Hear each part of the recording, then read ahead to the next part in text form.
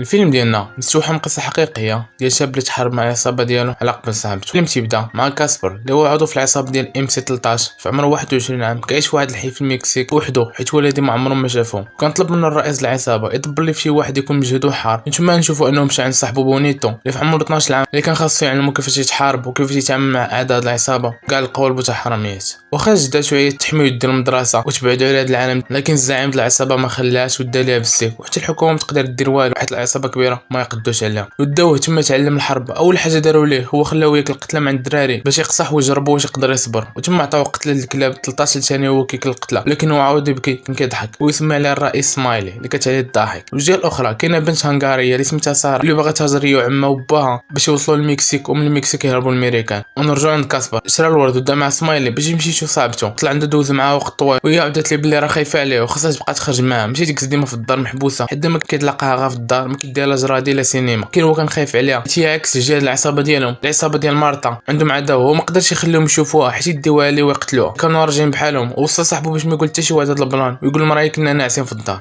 وصلوا للحومه وتما لقاو العصابه كامله وسلموا عليهم. ديك البلاصه عامره بالسلاح والكلاب، المبونيزو كيفاش يقتل، وجبدوا لي واحد الخائن اللي كان عول هرب من العصابه بعد ما بيع بيهم، وكعقاب ليه عطاه البونيتو باش يقتلو، وتما صفى ليه بدون تردد وقطعوا 18 تقطيعه عطاوه الكلاب ياكلوه. تما ما نقول رئيس العصابه شدو وقال له دابا عندك 1000 اخ معاك وما كاينش اللي غينوي حتى يلعب معاك عادي. ما غوت على كاسبر وقال له علاش انت ماشي تشد واحد السلاح، شافها بلي غا حيت تصبح ناعس وصافي. وفي نفس الوقت صراحه عاد وصلت شي وعائته للمكسيك وبعث لشي طريق العاده واللي شدوهم وحبسوهم في واحد البيت لمده نهار، تقلبوا متاكدوا بلي ماشي ارهابيين مهربين. تما رخاو مشاو بحالهم وما جلسوا في واحد السكه قالت لهم غير سيمانه ويوصلوا. وصراحه بلي راه مزوج واحد العائله واحده اخرى تما خاص يمشي عندها اللي كتكون مرته وثلاثه ديال البنات صغار. بالليل كاسبر ومارتا كانوا جالسين شادين ستون وكان الحلم ديالو هو يهرب مع الامريكان، وحتى هي كانت باغا تمشي معاه حيت لا بقى مع العصابه النهايه ديالو باينه هي قتل ليه يموت مقتول. كيما مارتا بقى كتغوت معاه اللي هو مخبي عليها شي حاجه تما ولا كيخونها حيت ما كيخش معاها كاع وديما مخباها من الناس باش هو يتمتع بكاع البنات بوحدو وهي ما تعيقش به. وجات الغوات في الطريق يخرجوا في العصابه ديال مانغو وتلاقاو مع اليد اليمنى ديالو. سولو تما شكون هي هادي، قال لي غا صديقه ديالو كنت نوصل تما ما عجباش الحافج قال لي انا صديقه ديالو وما قالش حبيبه ديالي، هي مرضات ومشات تما صاروا باها مشى عليهم التران الاول جا عامر من داخل ومن برا، الناس طلعوا الفوق باش يوصلوا داكشي باش تسناو حتى النهار الثاني عاد يجي التران ديالهم. ما كانش عندهم حتى حلم غير انه يباتوا تما في الارض. وجا الصباح وما قول الزعيم كان داير لهم اجتماع في المقبره حيت هو عنده علاقه بالارواح وداك العالم المخربق. وجما كان عاقل كاسبر وبينيتو حيت خلاو البوست ديالهم جوج المرات وكذبوا عليه، هو وحيد لهم السلاح عطاهم وطلب منهم يقولوا لي فين مشاو، لكن كاسبر بقى ساكت وحتى بونيتو سكت وما بيعش به حتى قدروا يصلحوا الامر وتصالحوا معاه ورجعوا السلاحات ديالهم. وهي تجي مرتا خرجت على كلشي، جات بقات تغوت عليهم تما وقالت لي بلي راه غتزوج بكاسبر وكيبغيها وديما هو معاها. في العقل ديالها حسب لي بلي البنات كاينين تما مسوق تشوهوا باش يعطيوه اتساع. وعلى ما جا كاسبر باش يدخل الموقف ويخرجها من تما شدو مانغو وبعت معاه تما كيجن وقال لي بلي انا غنوصلوا نديال الدار، لكن النيه ديالو كانت خايبه بزاف. حتى سمايلين كاع ما فات ما تقتلها واخا ما درت حاجه. وتما عرف ماغو بلي كاسبر كذب عليه بسبب صاحبته حيت كان دوك الاوقات كاملين كيمشي عندها وكيخلي البوست ديالو خاوي وهو بغى يعذبها. وهي فاش قاومات ودفعاتو عطاها قتله العصا كلها حتى تحت الارض ضربت راسها من واحد العتبه ديال القبر اتجاها نزيف وماتت تما. هو قال لي بلي مرتا مشات نساها وقلب على شي وحده من الغيره، وفي ديك اللحظه عرف بلي قتلها واخا هي كانت تعصبو بالغيره ديالها والصداع ديالها، كان هو كان كيبغيها بزاف وهي الوحيده اللي كتفهمو. كان زاد نبهو بلي عاود كذب عليه راه يدير لك شر منها ومشاو خلاه. والجهه الاخرى كان ساره كتسنى التران نهار كامل لكن وصل حتى الليل. وصل عامر كالعاده من برا ومن الداخل داكشي باش ما بقى لهم حتى شي حل من غير انهم يطلعوا الفوق ويجلسوا. وحتى العصابه ديال ماغو كانوا يطلعوا في داك التران مسلحين وعوالين كريسيهم ويديو لهم رزقهم وهما شادين الطريق بالليل. وجا الصباح وكان طلع الصيف واش كطيح وغطاو راسهم بواحد الميكا باش ما يمرضوش بسبب الشتا. السقف ديال التران يفزق ويطيحوا. وفي نفس اللحظه العصابه كانت توجد البراكاج ديالهم عطاو البونيتو السلاح، ولكن كاسبر عطاوه غا جنوي. تما طلعوا بداو من اللور تيدو في ناس بالسلاح وداو لهم كلشي ولا اي حاجه يسوي الثمن. حتى من العائله ديال ساره ما فلتاش منه، لكن ماغو قبض ساره حيت مبغاش تعطي واحد البراسلي والفرد يحطوا ليه في وجهها واخا هي كانت تبكي هو ما رحماش كاع. لكن كاسبر في ديك الساعه حن فيها حيت جاتو بحال البلاصه ديال المرحومه مارتا، خرج كاع داك الغضب اللي فيه الحق تجاه ماغو طالب بجنويه العنقو اللي تورث في العنق ديالو والدم كيشرشر. ورمى من التران حيت قتلو وعرف انه دبر عليها وجري على بونيتو باش يهبط من التران حتى عرف انه دبر عليها والعصابه غادي تتبع في ما كان وما غاديش يتفكوا منه. تما بقى بوحدو في التران باقي نديكو الركاب كيشوفو كشفار عضو من العصابه واخا انه دافع عليهم كانوا حاطين عليه عوان يعني غاين عسى يرميهم من التران. كان هو كان فايق الليل كامل وكانوا جوج رجال عوان يقتلوه ويغدروه من الله، لكن ساره غوتات باش هو يعرفهم وحفظت ليه حياته كما هو نقدا. في نفس الوقت العصابه داروا كنازه الرئيس ديالهم ماغو عرفوا بلي كاسبر هو اللي قتلو تعدى عليه وغوتوا على بونيتو حيت ما حامش على الرئيس ديالو دروا عليهم تما، لكن هو باش يبين لهم مشي مع كاسبر قال لهم انا غنمشي نقتلو تما ونجيب لكم الدم ديالو باش يبين الولاء ديالو الثقه ديال الرئيس. هو اللي غيمشي يقتل كاسبر وتبعوا فين ما كان وتما عطاو السلاح وصيفطوه مع 7 القرطاسات وقالوا لي الا سقلتي احسن بلا ما ترجع حيت جدات كنقتلوها لك وعائلتك اللي بقات كلها مشات. جا ديال المهاجرين وقفوا باش يرتاحوا يعمروا الماء من الواد. كاسبر كاع ما هبط وبقى تما الفوق التران. تما وصلوا ميساج في التليفون ديالو تهديد بلا يقتلوه وصار جات عنده قدمت ليه راسها وقع فيها داكشي اللي ضرب الرئيس ديالو على قبلها وتما عطاتهم ياكل وما يشرب.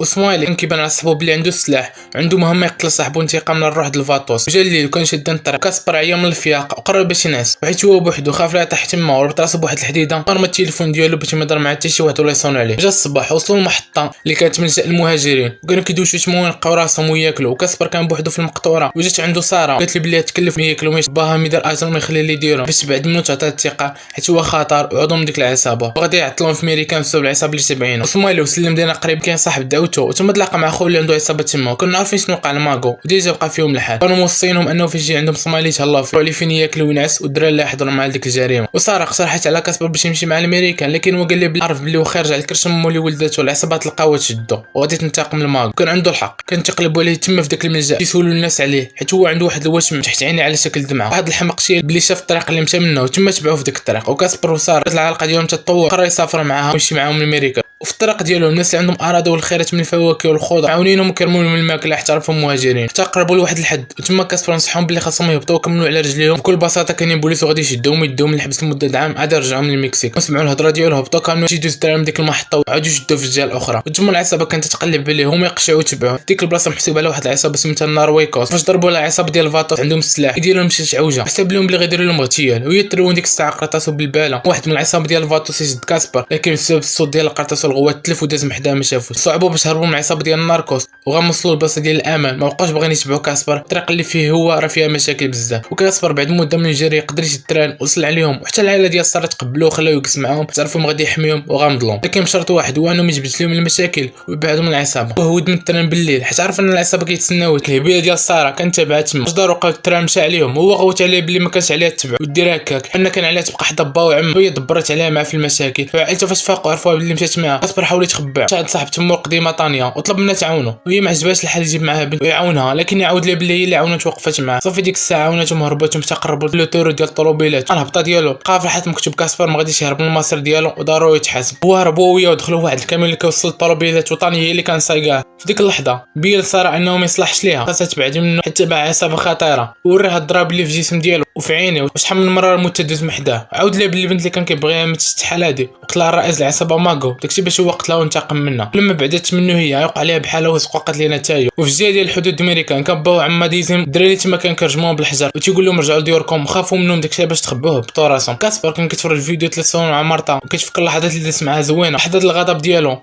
ضرب ديك الوشمه اللي فيها دمعه باش ما عمرهم يبكي ولا يخاف حيت اللي كان كيخاف عليها وحاميها راه ماتت دابا وقتلوه. وبالزار ديالهم كانوا يدوزوا بداك الرموك وصل المراقب ديال المخزن ولكن حتى واحد ما عاقبهم ما عرفوش باللي راهم تما الفوق. وفي نفس اللحظه العائله ديال ساره شافوهم بوز الحدود وكانوا عوالين يرجعوهم وباهم خافوا يهرب. كان صدق طايح بين السكه ديال التران ورجع كفته ولكن الطاني اللي وصلاتهم هضرات بكاسبر من واحد البلاصه اللي كانوا جوج ديال العصابه كيتسناوهم تما. سبيان تبيع بهم داكشي باش هربوا وصار بالليل قبل ما يوصلوا تما مشاو للخريج المهاجرين ودوشوا وصلوا حالتهم لما كان يدخل حتى حاجه عنده المسؤول وطلب منه يخرج. بحال ولي في العصابات كيرحبوش بهم في الخيريات حيت يجبدوا لهم مشاكل وسطا. لكن كاسبر ما صبرش الاهانه ديال الشاف وعطى قتله تما. وصار جا عنده واحد الراجل كيعرفها عاود ليه بلي باها مات في التران وعمها رجع للمكسيك وهي تصمات تما مشات للكنيسه كتبكي وبقى فيها الحال. وجا عند كاسبر ونسوسها وقال ليه بلي ما غاديش يسمح فيها وبجوجهم غادي يمشيو للميريكان. 3 ايام كانوا قريبين كاين بين المكسيك وميريكان غنهار واتفق بلا يمشي معاها. بقاو تما واحد الحراك اللي يدوز من داك الواد بالشومبري ديالو لكن وافق بشرط واحد هو انه يدو واحد كل مره ماشي بجوج في دقه ترى عنده شومبري ماشي باطون. كاسبر قصب ديك الكاميرا اللي فيها الفيديو ديالو هو مارتا وقال لي بلي دي ساره هي الاولى وعلى ما هي وصلت للوسط ديال الواد العصابه بعثت معاه وشيراو فيه وقدر يهرب منه. كان يبغى ترجع عنده باش تعاونو ولكن الحراك ما خلاش تغدي تغرق في الطريق ديال الرجوع. وكاسبر هرب بين الشجر وجيد على الله يفلت منها غاد مره ويتوب لان كانوا بزاف هو ما هرب خرج في الصومالي كيتسنى تما. وفي ديك اللحظه قتلوا بلا رحمه ولا شفقه وضربوا بقرطاسه القلب ديريكت. العصابه كلها كيشيروا فيه. ساره كانت تشوف داك الديكور ما قدرت دير والو طلع عطاو قتلوه. وكاسبر مشات تبع مرته وما هو وياه وساره قدرت تهرب منهم مشات للميريكان ثم وصلت مرت باها الثانيه تعاونوا وتجي عندها. اما بونيتو فرا ولا عضو من العصابه قالوا ليه الواشم ديال انه كينتمي لديك العصابه. سالي الفيلم ديالنا